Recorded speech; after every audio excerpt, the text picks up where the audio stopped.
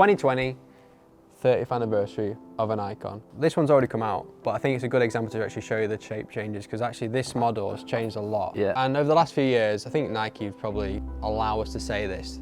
The toe box was massive on that shoe. The toe box was really big. When you see the actual profile of the shoe, it's so much slimmer. We have another one to show. So here we got the B3 one, and you can see the difference straight away there. There's about 15 differences in terms of how it's been spec'd up. The most noticeable one's the toe down.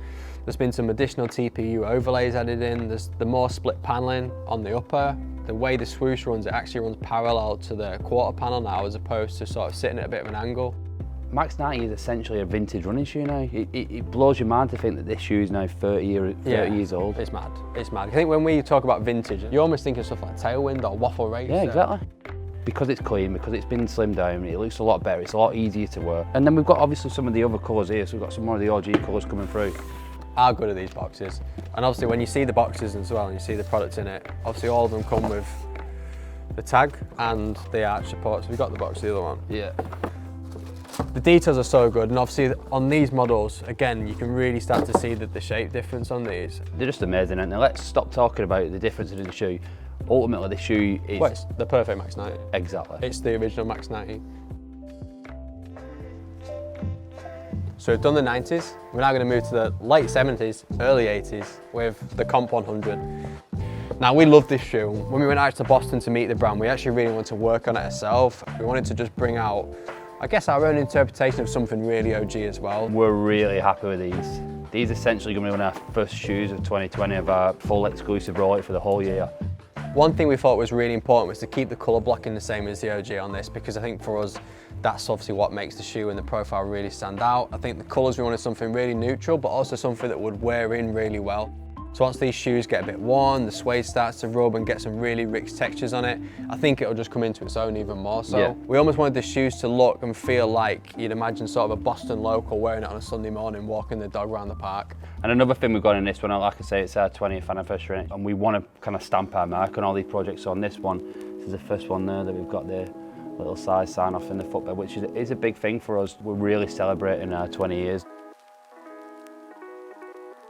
So now I'm going to take a look at a basketball icon from 1976. It's the Converse Pro Leather. This was first introduced to the court 1976-77 season by Dr. J, so at the time it was a revolutionary shoe. I always think of MJ when I see that shoe. Me too as well, but I mean, at the time it was revolutionary. It was full leather, there's a lot of canvas on court, and this was the first full leather kind of shoe that was worn on a bigger scale. I mean, a lot more players wearing this shoe. That kind of led on to that whole 80s and 90s piece, and Blazer, Jordans, Air Force Ones, etc. I think one thing for me, when we saw this new reissue, it used to be very difficult to put it on, and when you actually had it on, it wasn't the most comfortable.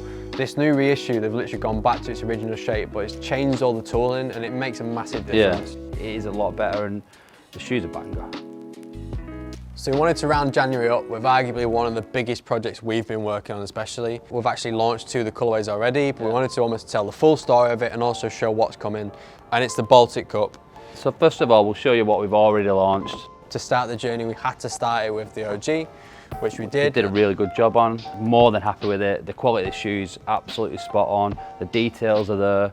The second one, some of you may know, some of you might not know, but this is from a 2003 version of Japan. For a while, we wanted to get this colourway on the shoe. When we actually got it on there, we got the CADs back, we were more than happy with it. We wanted something completely different to the OG, but something that felt OG and felt like it belonged in the archive, and it could have come out 10, 15, 20 years ago and still felt true to what the silhouette was.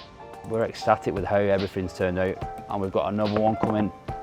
So this is a reference to another icon of ours, and what's something we always go back to and have a look at. So this is an AS230 kind of colourway that we've been looking at for season on season now, and trying to find a way out to get it back into the range.